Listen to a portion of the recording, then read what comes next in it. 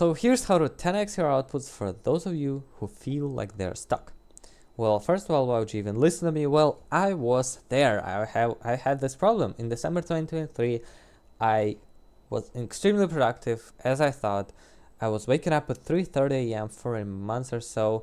I was doing my YouTube stuff. I was learning. I was doing more YouTube. I would hit the gym.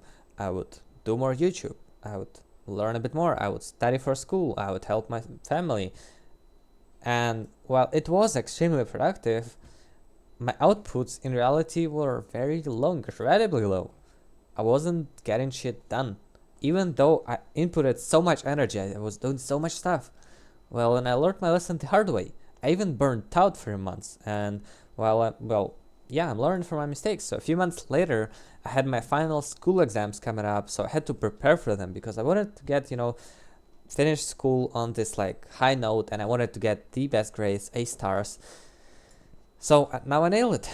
A few months later, I nailed it because I was just waking up, I was just studying, then I would, go on a run or watch some self-improvement videos, then I would study again, and then I would repeat the process for weeks, and just in 3 weeks, this time, I got 2x results, which is basically 2 times my knowledge. So from 63 marks, I went to 110 marks in mathematics. So I learned a bunch of topics, a bunch of complex topics of mathematics in just 3 weeks. And I'm not a mathematics guy. I'm just an average person, right? So what's the difference? I just learned one lesson, and I'm going to share it with you today. Well, this one lesson is essentialism. Basically, you have the limited amount of energy during your day per day, and you distribute this energy on multiple different things, which isn't really that effective, which is what I was doing in here. So I was doing YouTube, then I would learn one course, then I would do YouTube, then I would go gym, I would learn, I would record, I would do study, 10 different things. So as you can see from these arrows, the progress I made was very little, right? Because I put in just a few hours per day, really. I just had one video per week for this whole, what seems to be purple, which is YouTube, a lot of purple stuff, right? But just one video a week. What? So that's what I was doing. But now when I was studying a few months ago, I was just doing studying here.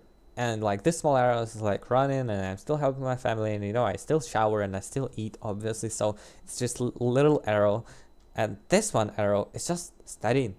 So how much progress compared to this I've made? Well, who's going to win if I were to compete in school or in YouTube?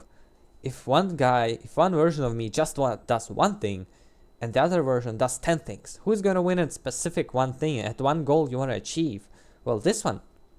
And the lesson here is that you can't have it all. We have limited amount of time and energy to spend, and those who direct all their energy towards just one thing will always win. So I love this quote by, not even quote, but the slide by Alex Hormozi. And if you have a special snowflakes excuse, I am special, you're totally right. It's literally impossible for you to do what I'm saying. And that's why our business will never grow. That's why you will never 10x your results, and you will stay the same. Congratulations. I believed I was special and I could do it all, but I was wrong. And I paid half a year of my life for this. When I just started YouTube, I was thinking, okay, I'm gonna do YouTube and I'm gonna do self-improvement habits and I'm gonna hit the gym real hard. I'm going monk mode. And I'm gonna study, I'm gonna finish my exams, and well, I wasted my life. I didn't do any progress, like very little progress. So I wish I could have, implemented this advice earlier on. And if you want to do this, if you want to split yourself thin, if you want to be this guy, well, go ahead. Okay.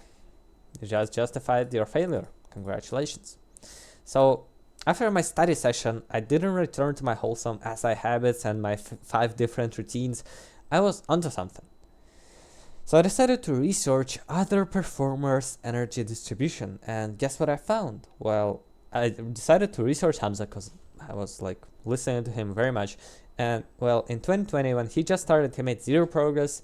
Then he suddenly, in a few years, he just made 2 million subs, and Then in just one more year, like from 2022 when he hit 2 million subs to 2023, he hit 200k a month and then 250k a month in 2024. Well, guess what about his energy distribution? Guess what about this, circles?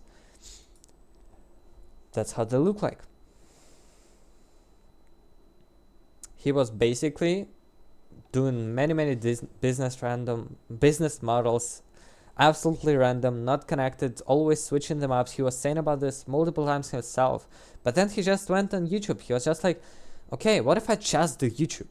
If I just do YouTube and focus on it? Well, he grew 2 million subscribers with this approach.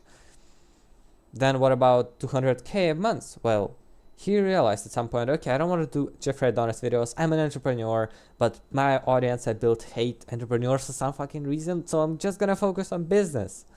And he made a product and 200k months. That's crazy. Now he focuses on YouTube again because he's got plenty of money, because he just needs more, marketing. He needs more people to buy his product. And well, he grew to 250k months. With just this one energy ball, just all towards YouTube, all towards business, he just switches this one thing up, which is his constraint. And this is the same trend in Ruff, in Chris Williamson, in David Goggins, in all these great creators. Ruff said it himself multiple times. I'm in his community, I talk to him, and he says, yes, I just focused on YouTube. I'm just focusing on YouTube, and that's how I grew. That is how I blew up to 200k in just a year. So Chris Williamson doing the same stuff. He just pushed out podcast after podcast after podcast. He's doing it like every few days, which is insane. He's done hundreds and hundreds already, almost 1,000 of them.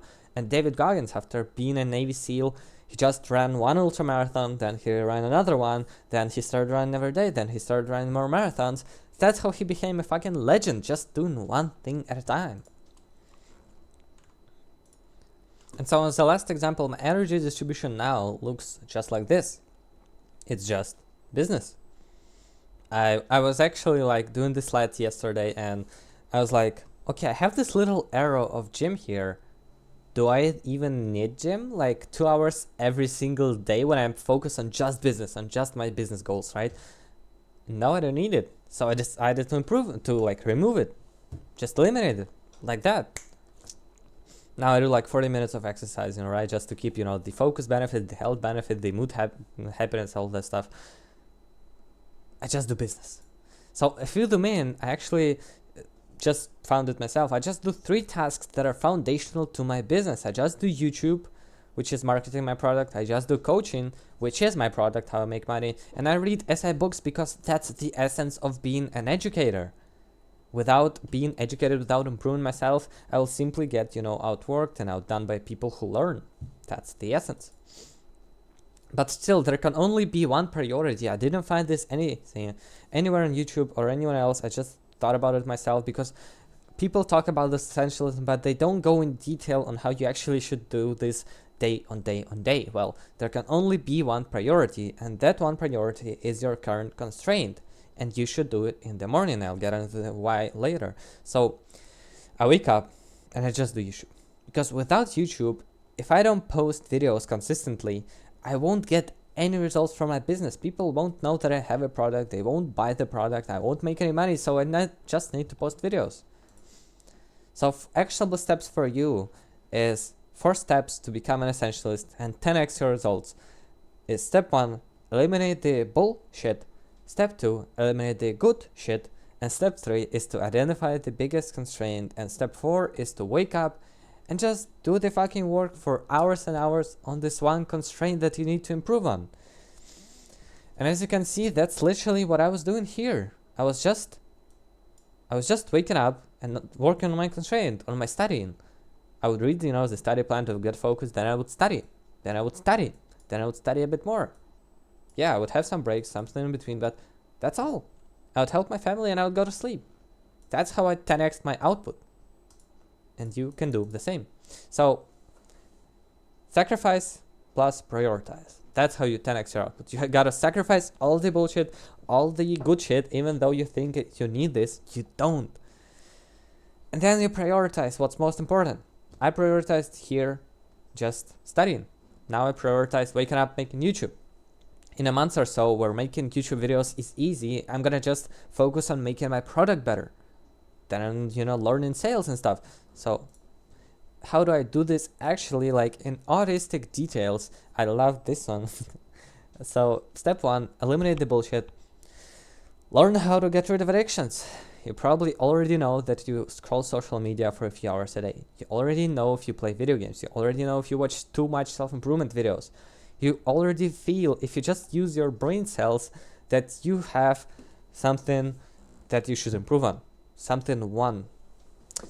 And something you should get rid of. Well, step 2 is to eliminate the good shit. Well, the mindset I want you to have is that you gotta do trade-offs. Less but better. That's essentialism. You can't have it all because we got limited time and energy during our day. If someone puts in 2 hours of work into YouTube, the other guy puts 20 hours into YouTube. Even though this 2-hour guy might be very smart, very intelligent, top 1%, if this guy is doing 20 hours of YouTube, even if he's doing dumb shit, like not totally dumb, but if he's doing the thing he needs to do for 20 hours instead of 2 hours, he's gonna make more progress. It's just logic, it's basic mathematics of inputs. So step 3, identify, once you realize that you gotta eliminate the good shit, you just eliminate it. You might clinch onto this, oh, but I wanna go gym. Bro, do you wanna hit this one goal you have of getting the best grades, of getting, the most amount of money in the shortest period of time? Then just eliminate it. Do you really need to play guitar, to learn Japanese, to, do these all wholesome habits, to spend some time on like school communities or to talk to your friends? Does it help your goals? If it doesn't, eliminate it.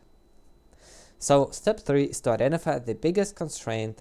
And you can ask yourself this question if you struggle with it. Well, if I could spend just 3 hours a week on my project, what would I do to maximize its growth? And if you think about it, if I think about it myself for YouTube, I would probably record videos for an hour and a half. I would, do coaching for an hour, and I would, learn for half an hour. That's it. That's what's gonna grow my business the most. So step 4 is to wake up and work for hours and hours on that constraint, because it's just logical. Why would you not work on what's most important in the morning?